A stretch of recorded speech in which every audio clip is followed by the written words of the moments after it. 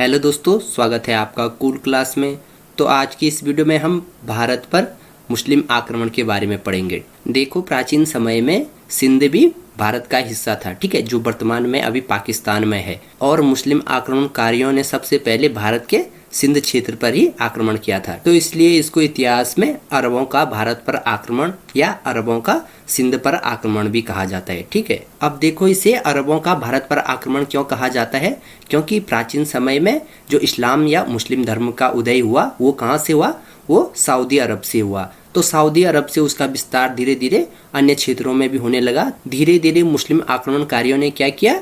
पूर्वी की तरफ अपना साम्राज्य का विस्तार करना शुरू किया और इसी क्रम में उनका रुख भारत की तरफ भी होने लगा, ठीक है। अब अगर भारत पर मुस्लिम आक्रमणकारियों की बात की जाए तो इसमें मुख्य रूप से 3 शासकों का नाम आता है, जिसमें पहला है मोहम्मद बिन कासिम, दूसरा महमूद गजनवी और तीसरा मोहम्मद गौरी, ठीक है। और भारत पे जो पहला सफल आक्रमण किया था वो किया था मोहम्मद बिन कासिम ने। तो आज हम मुख्य रूप से इन्हीं मुस्लिम शासकों के बारे में पढ़ेंगे और किस प्रकार से मुस्लिम आक्रमणकारियों का रुख भारत की तरफ हुआ, आज इसके बारे में पढ़ेंगे।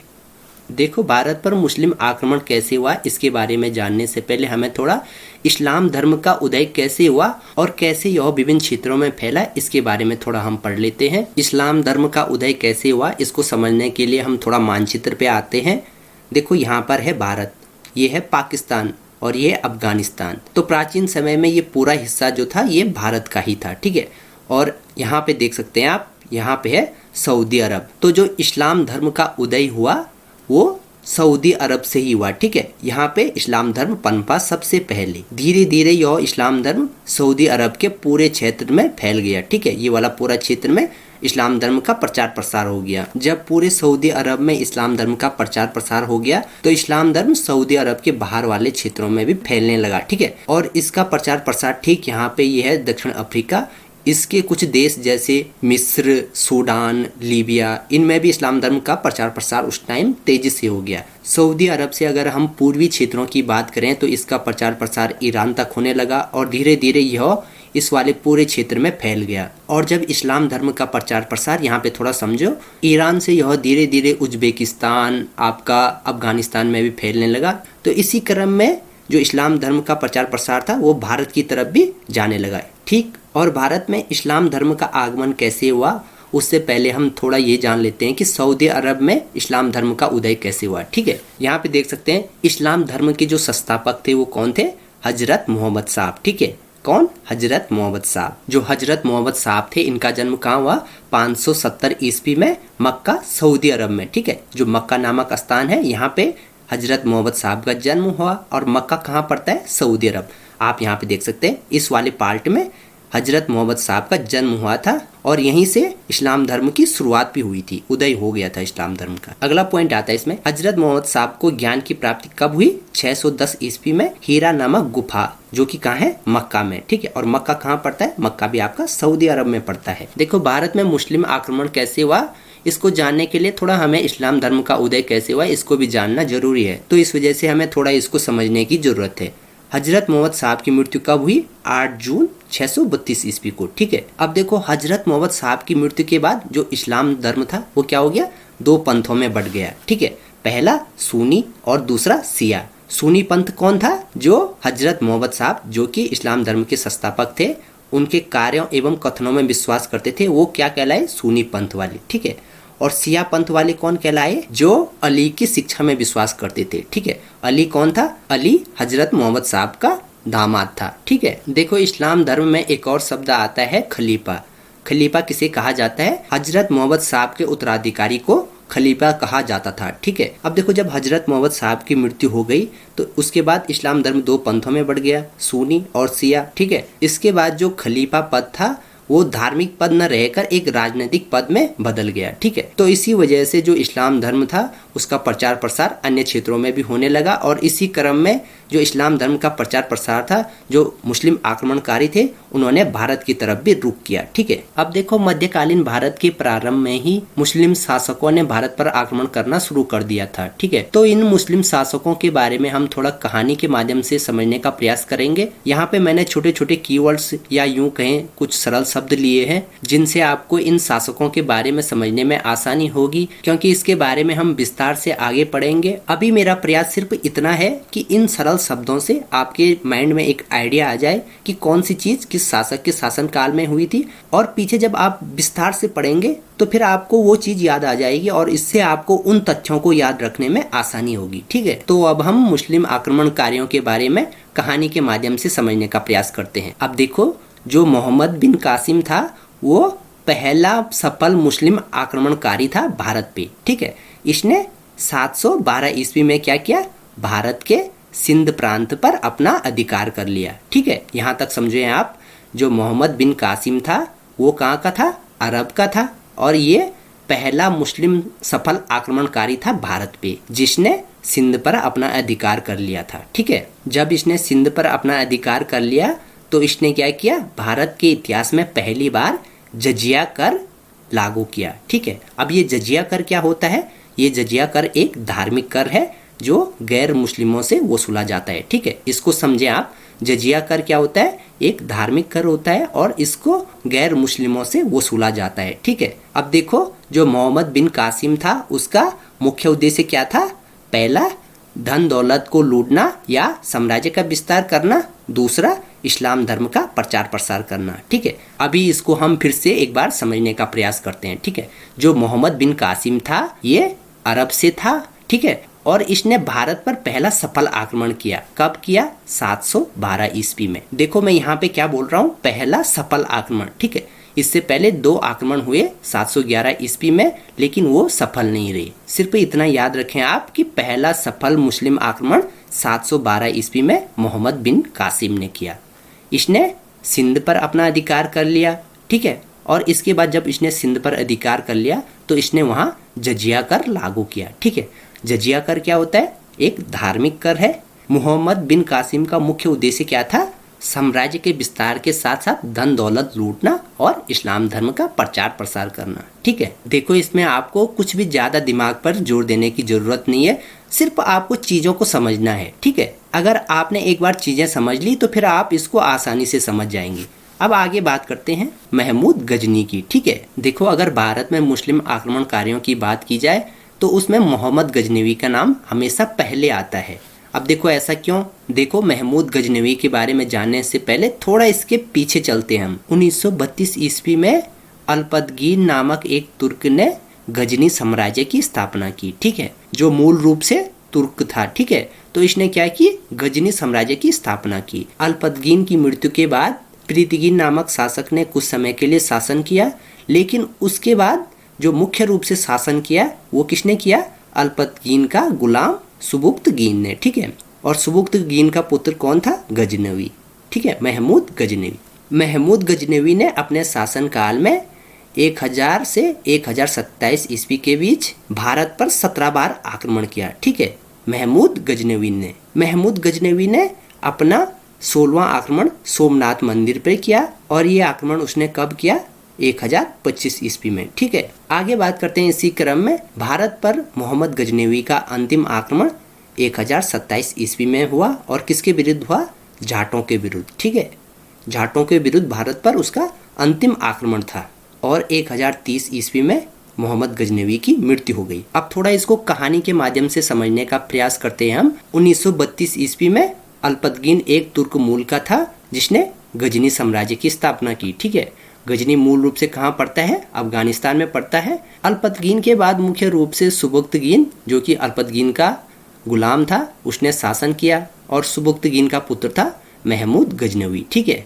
महमूद गजनवी ने अपने शासनकाल में 17 बार भारत पर आक्रमण किया। ठीक है, जो महमूद गजनवी था उसने, जब उसका शासनकाल था तो भारत पर उसने कितने बार आक्रमण किया, 17 बार आक्रमण किया। ठीक है, अब देखो उन आक्रमणों के बारे में हम आगे पढ़ेंगे, लेकिन जो महमूद गजनवी था, महमूद गजनवी ने अपना सबसे चर्चित आक्रमण किस पे किया, सोमनाथ मंदिर पे। ठीक है, सोमनाथ मंदिर कहाँ है, गुजरात के सौराष्ट्र क्षेत्र में है और इस पर मोहम्मद गजनवी का ये 16वां आक्रमण था, ठीक है। और ये कब हुआ?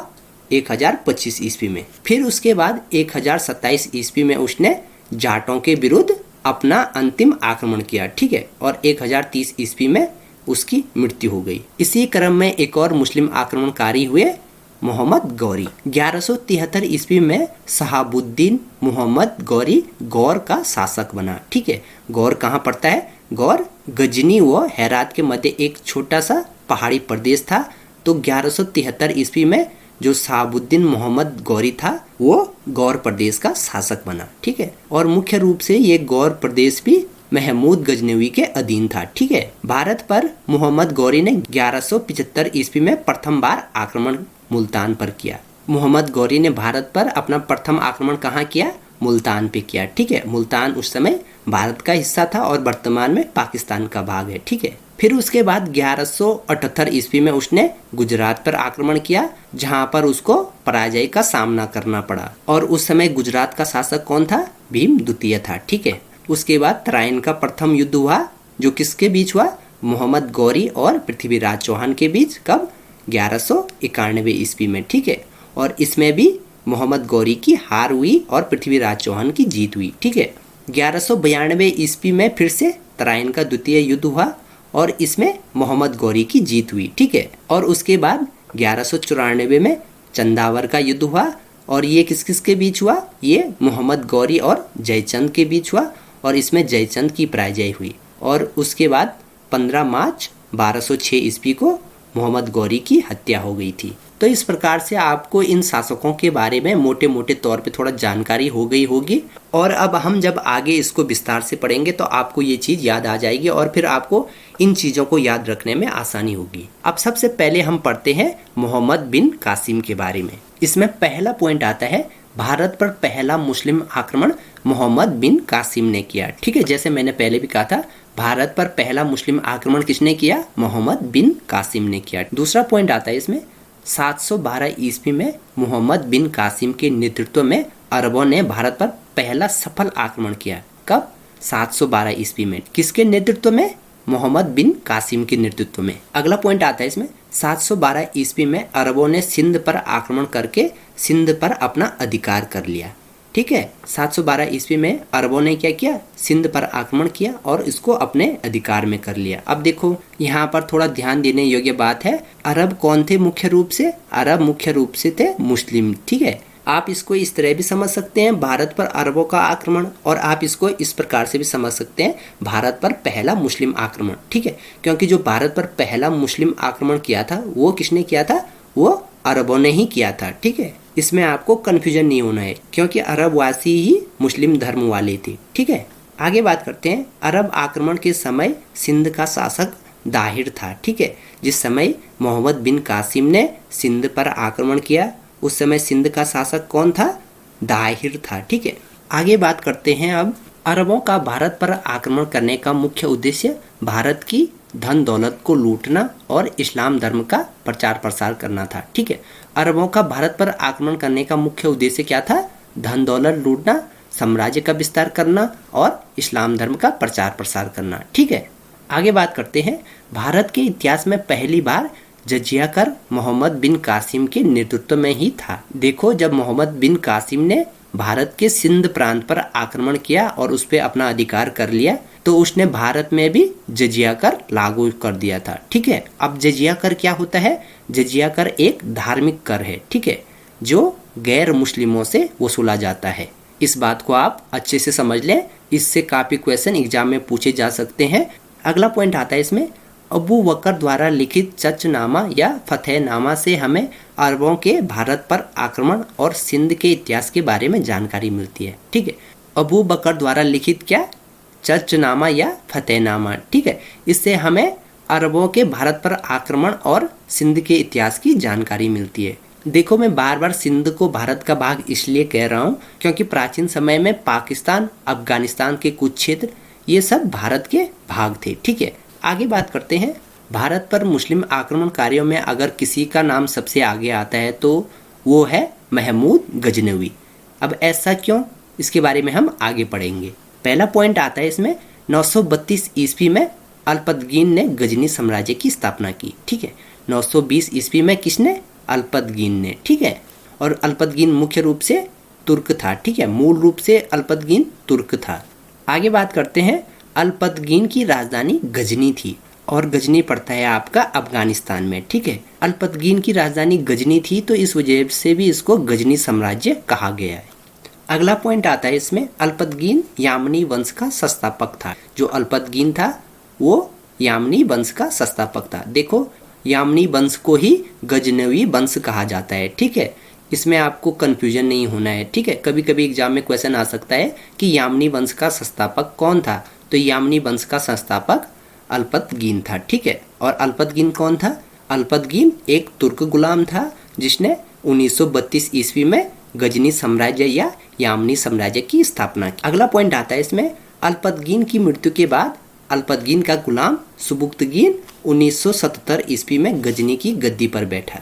ठीक है, अब देखो, अल्पतगीन के बाद कुछ शासक और हुए हैं, लेकिन मुख्य रूप से जो अल्पतगीन की मृत्यु के बाद सुबुक्तगीन, जो कि अल्पतगीन का गुलाम था, वो 1977 ईस्वी में गजनी की गद्दी पर बैठा। अगला पॉइंट आता है इसमें, सुबुक्तगीन के बाद उसका पुत्र महमूद गजनवी 1997 ईस्वी में गजनी के सिंहासन पर बैठा। अब देखो, कहीं पे महमूद गजनवी लिखा रहता है, कहीं पर महमूद गजनी लिखा रहता है, तो इसको आप अपनी सुविधा के अनुसार समझ सकते हैं।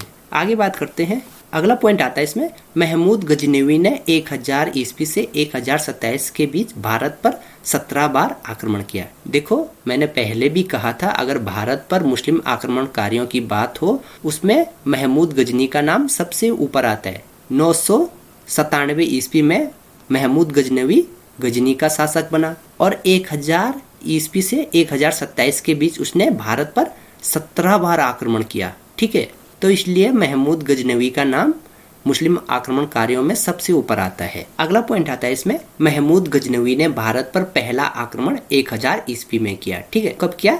1000 ईस्वी में किया, और उस समय भारत में हिंदू शाही राजवंश जयपाल का शासन था। ठीक है, किसका?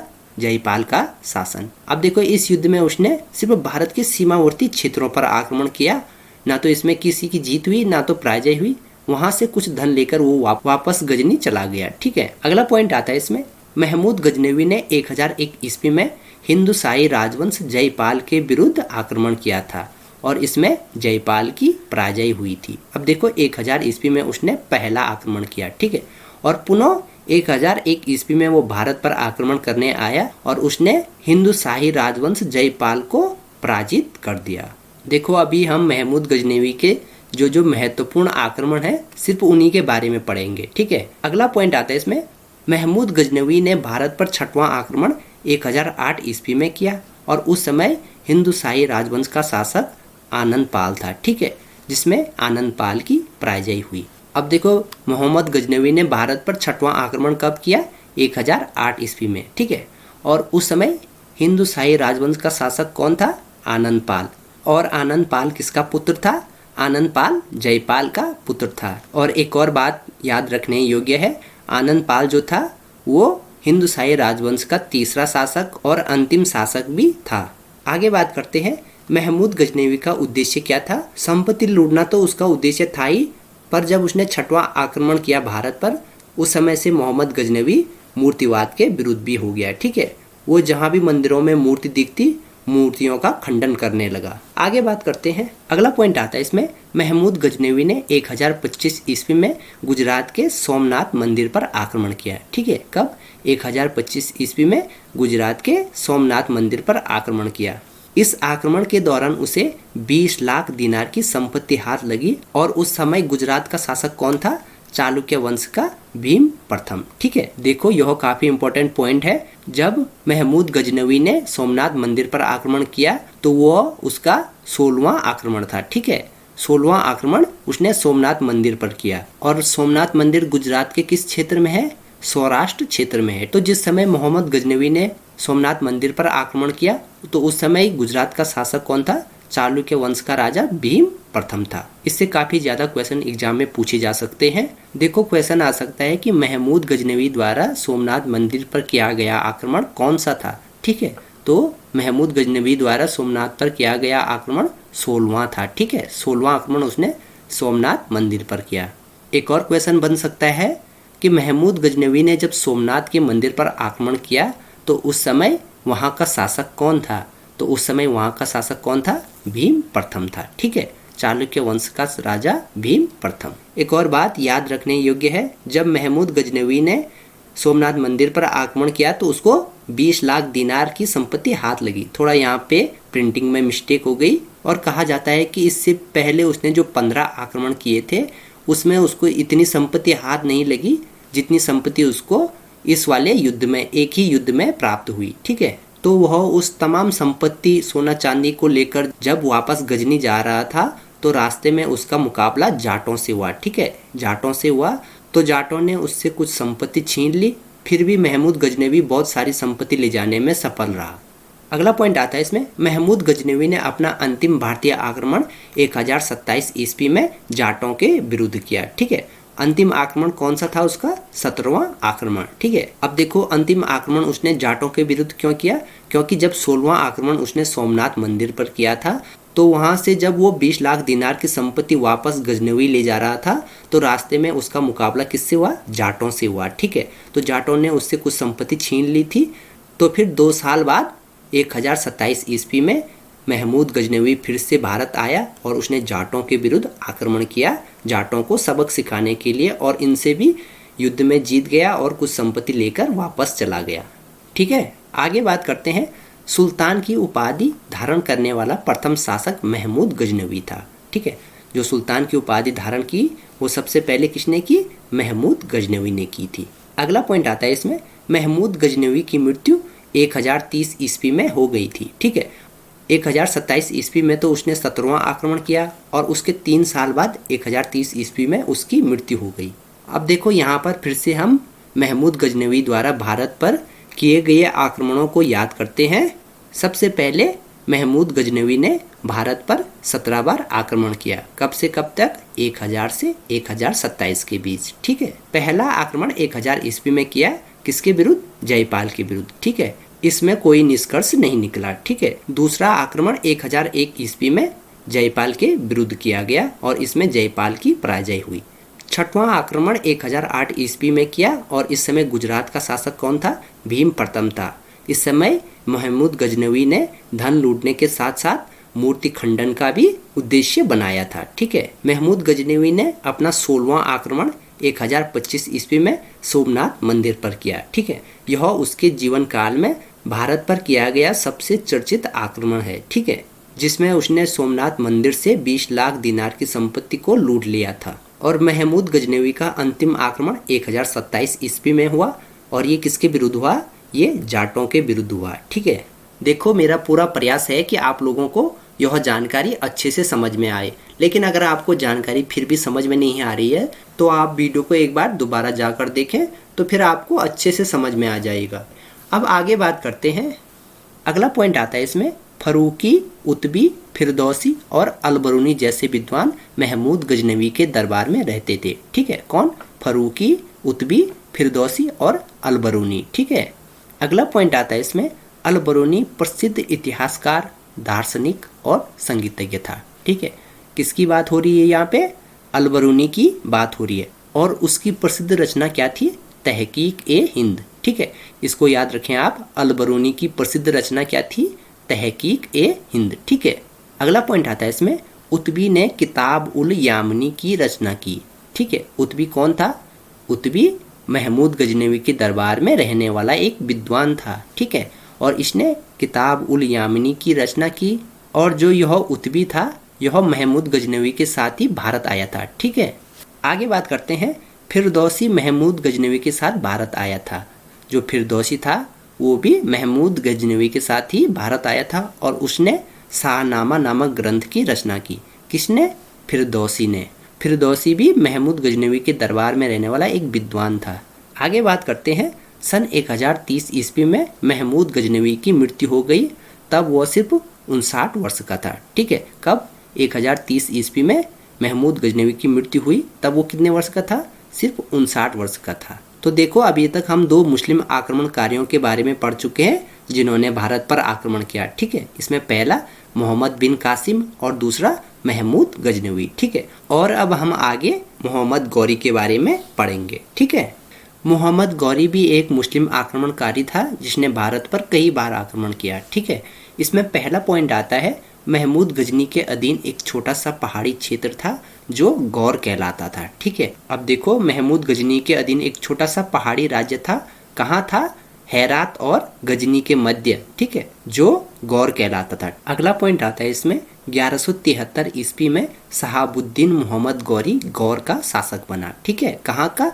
1173 ईस्वी में शहाबुद्दीन मोहम्मद गौरी गौर का शासक बना। ठीक है, अगला पॉइंट आता है इसमें मोहम्मद गौरी ने भारत पर 1175 में प्रथम बार आक्रमण किया। और कहाँ किया? मुल्तान पर।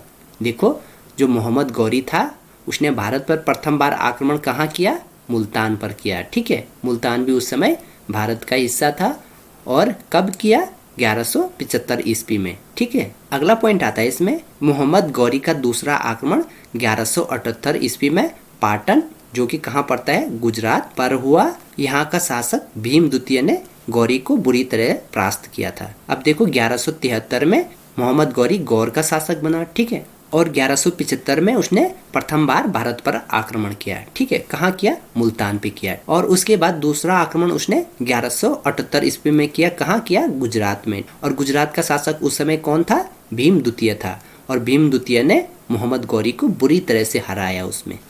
आगे बात करते हैं मोहम्मद गौरी द्वारा लड़े गए प्रमुख युद्धों के बारे में। ठीक है, 1191 में तराइन का प्रथम युद्ध हुआ। ठीक है, किस किस के बीच हुआ?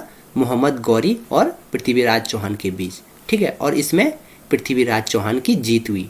ठीक एक साल बाद 1192 में फिर से मोहम्मद गौरी भारत पर आक्रमण करने आया। और इस समय मोहम्मद गौरी व पृथ्वीराज चौहान के बीच फिर से तराइन का द्वितीय युद्ध हुआ। ठीक है, और इसमें मोहम्मद गौरी ने क्या कर दिया? पृथ्वीराज चौहान को हरा दिया। ठीक है, 1194 ईस्वी में मोहम्मद गौरी ने एक और युद्ध किया जो किस किस के बीच हुआ?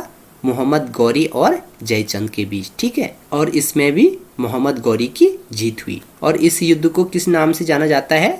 इस युद्ध को चंदावर के युद्ध के नाम से जाना जाता है। मोहम्मद गौरी द्वारा लड़े गए युद्धों को थोड़ा अच्छे ढंग से समझते हैं। अब देखो यहाँ पे ये आधुनिक भारत का मानचित्र है, लेकिन प्राचीन समय में भारत का विस्तार इस वाले भाग पे भी था। ठीक है, जहाँ पे आज पाकिस्तान अफगानिस्तान है उस वाले भाग पे भी भारत का अधिकार था। 7वीं शताब्दी से 12वीं शताब्दी के बीच भारत में विभिन्न राजवंशों का उदय हुआ। ठीक है, देखो राजपूत राजवंशों का उदय कैसे हुआ? उससे पहले उत्तर भारत में हर्षवर्धन का विशाल साम्राज्य था, लेकिन हर्षवर्धन की मृत्यु के बाद कोई भी शासक विशाल साम्राज्य स्थापित करने में सफल नहीं हुआ। तो इस वजह से विशाल साम्राज्य टुकड़ों में विभाजित हो गया और हर टुकड़ों का अलग अलग शासक बन गया। ठीक है, और इन्हीं शासकों को राजपूत राजवंश कहा गया। और ये शासक क्या करते थे? आपस में एक दूसरे से लड़ते रहते थे। अब ध्यान देने वाली बात यह है कि जिस समय मोहम्मद गौरी भारत पर आक्रमण करने की सोच रहा था तो उस समय भारत में विभिन्न राजवंश थे। ठीक है, अब देखो राजस्थान और दिल्ली में चौहान वंश का शासन था। ठीक है, और चौहान वंश का शासक उस समय कौन था? पृथ्वीराज चौहान। ठीक है, और कन्नौज में उस समय गढ़वाल वंश के शासक जयचंद का शासन था। ठीक है, और गुजरात वाले क्षेत्र में चालुक्य वंश के शासक भीम द्वितीय का शासन था। ठीक है, और उसके बाद उसने दूसरा आक्रमण कब किया? 1178 ईस्वी में। ठीक है, कब? 1178 ईस्वी में। और कहाँ किया? पाटन, गुजरात चालुक्य शासक भीम द्वितीय पर। ठीक है, और इस युद्ध में क्या हुआ कि जो भीम द्वितीय था उसने मोहम्मद गौरी को बुरी तरह से पराजित किया। ठीक है, देखो 1191 ईस्वी में क्या हुआ? मोहम्मद गौरी और पृथ्वीराज चौहान के बीच युद्ध हुआ और इसमें पृथ्वीराज चौहान की जीत हुई। ठीक है, और एक साल बाद फिर से 1192 ईस्वी में तराइन का दूसरा युद्ध हुआ जो फिर से किसके बीच हुआ? मोहम्मद गौरी और पृथ्वीराज चौहान के बीच। ठीक है, और इस युद्ध में मोहम्मद गौरी की जीत हुई और उसका अधिकार इस वाले भाग पे हो गया जहाँ पे पृथ्वीराज चौहान का शासन था। इस वाले भाग पर क्या हो गया? मोहम्मद गौरी का शासन हो गया। अब देखो 1194 ईस्वी में क्या हुआ? मोहम्मद गौरी और गढ़वाल वंश के शासक जयचंद के बीच युद्ध हुआ और इस युद्ध में क्या हुआ? जयचंद को पराजय का सामना करना पड़ा और फलस्वरूप कन्नौज पर भी मोहम्मद गौरी का अधिकार हो गया। ठीक है, देखो 1192 ईस्वी में तराइन के दूसरे युद्ध में क्या हुआ, पृथ्वीराज चौहान की हार हुई और इस वाले भाग पे मोहम्मद गौरी का अधिकार हो गया। ठीक है, अब देखो मोहम्मद गौरी ने फिर से क्या किया, गढ़वाल वंश के शासक जयचंद के साथ युद्ध किया। कब किया, 1194 ईस्वी में। ठीक है, और इस युद्ध में क्या हुआ, जयचंद की पराजय हुई और मोहम्मद गौरी का जो भाग यहाँ तक था वो फैल के यहाँ तक हो गया। ठीक है, अब आगे बात करते हैं। अगला पॉइंट आता है इसमें, मोहम्मद गौरी का कोई पुत्र नहीं था, अतः उसने जयचंद को पराजित करने के बाद गौरी भारत में जीते गए अपने प्रदेशों को कुतुबुद्दीन ऐबक को सौंपकर वापस गजनी लौट गया। ठीक है, अब देखो मोहम्मद गौरी का कोई भी पुत्र नहीं था। ठीक है, जब उसने चंदावर के युद्ध में जयचंद को हराया और उसके बाद उसने अपने जितने भी जीते हुए प्रदेश थे उसको कुतुबुद्दीन ऐबक को सौंप दिया। कुतुबुद्दीन ऐबक कौन था, कुतुबुद्दीन ऐबक उसका गुलाम या सेनापति था। ठीक है, अगला पॉइंट आता है इसमें, 1205 ईस्वी में मोहम्मद गौरी फिर से भारत वापस लौटा और उसने खोखरों को हराकर उनका कत्ल कर दिया। ठीक है, मोहम्मद गौरी ने जो भी भारत में प्रदेश जीते थे उनको किसके हवाले कर दिया था, कुतुबुद्दीन ऐबक के हवाले कर दिया था और अपने आप गजनी लौट गया था। ठीक है, लेकिन 1205 ईस्वी में मोहम्मद गौरी फिर से भारत आया और उसने खोखरों को हराकर उनका कत्ल कर दिया।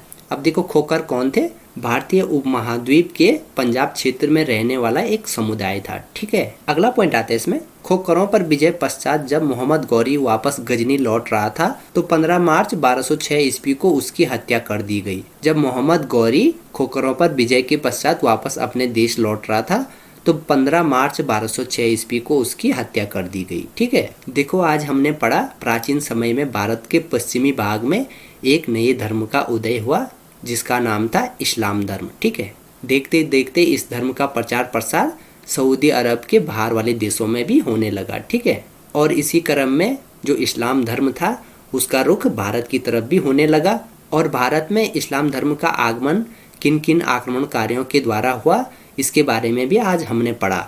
उम्मीद करता हूँ कि आपको यह जानकारी पसंद आई होगी। अगर जानकारी पसंद आई तो वीडियो को लाइक करें, कमेंट करें ताकि मैं लगातार ऐसी वीडियो आप लोगों तक पहुँचाता रहूँ। और अब इसके बाद पढ़ेंगे हम सल्तनत काल। देखो 1206 ईस्वी से सल्तनत काल का आरंभ शुरू हो गया था। ठीक है, और इसमें हम मुख्य रूप से पढ़ेंगे गुलाम वंश, खिलजी वंश, तुगलक वंश, सैयद वंश और लोधी वंश को। ठीक है, तो फिलहाल आज की वीडियो के लिए इतना ही। अगर आपको वीडियो पसंद आई तो वीडियो को लाइक करें, कमेंट करें, शेयर करें और चैनल पे नहीं हो तो चैनल को सब्सक्राइब करें ताकि मैं लगातार ऐसी ही वीडियो आप लोगों तक पहुंचाता रहूं। सो मिलते हैं आप लोगों से नेक्स्ट वीडियो में, तब तक के लिए बाय बाय।